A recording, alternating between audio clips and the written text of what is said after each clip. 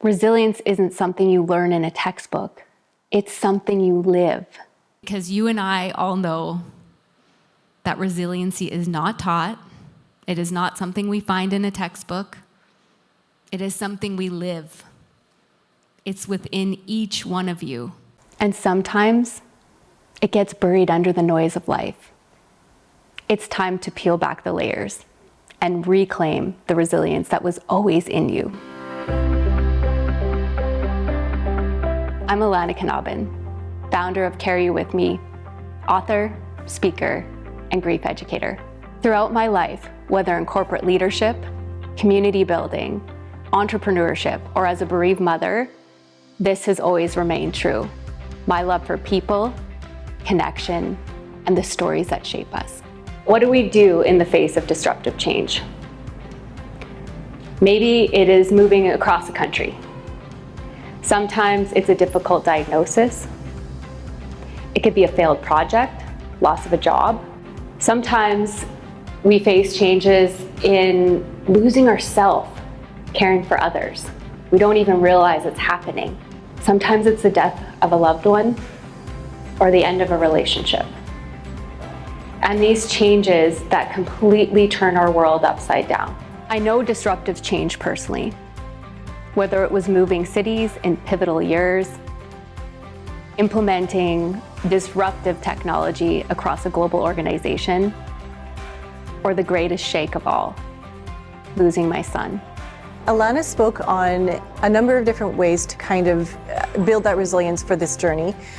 She spoke on stillness, which I think is really important in this crazy world that we live in and how busy we are. It's very difficult to stop and just be present in the moment, and that's something that I have been working hard on, to be able to allow ideas and emotions and feelings to sit and process, as opposed to being so busy that we're avoiding it. And the other thing that she talked about too was about creativity and about investing in things that allow us to process through growing ourselves and challenging ourselves, and finding a creative outlet that helps us to connect both our minds and our bodies together, which allows us to process that emotion. When we don't take time to process change or to adapt to it, the costs are often higher than we think. It begins quietly with diminished joys, strained relationships, avoidance, distraction. And then over time, it turns into bigger and higher costs. It can grow into things like lost creativity, heightened anxiety. We can get this feeling of being stuck all of the time. And more importantly, we can lose ourselves. And when I think back over the years in all of these different changes, big and small, what were some of the things that helped me through? What were the things that helped me plant my feet back on the ground to reconnect with myself and the world around me? There were a lot of things along the way, but there's 3 things that were indisputably the ones that I keep coming back to.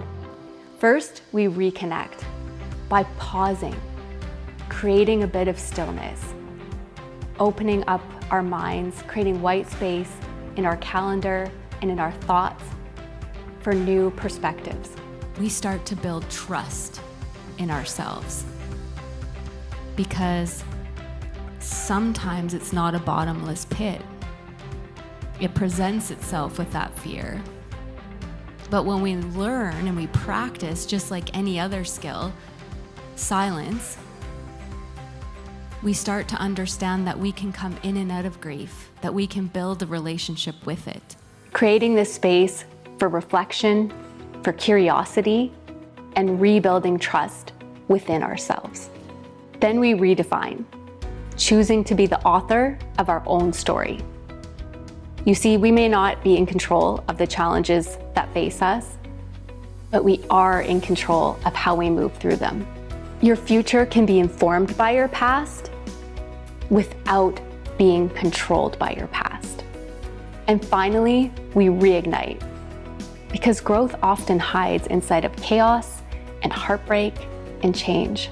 When we reignite our passions, we uncover new layers of capabilities and skills and dreams that help us step forward, shining our light with the rest of the world. She has so much warmth and so much optimism to offer, and I feel like that's such a gift in a space where you're handling people who are navigating grief. And I really appreciate that Alanna always comes to the table with ideas and solutions and enthusiasm. She's one of the most fun people to have a meeting with because she's always excited about something, and that excitement is contagious, and it's a pleasure to work with her. She has this personal touch to her when she's speaking, this humanity that just emanates from her, this passion, this kindness. She's so easy to listen to, and her experience is so important to the work she does.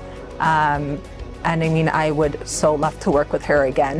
She's an incredible speaker, and definitely informs the kind of care that I'd want to be providing.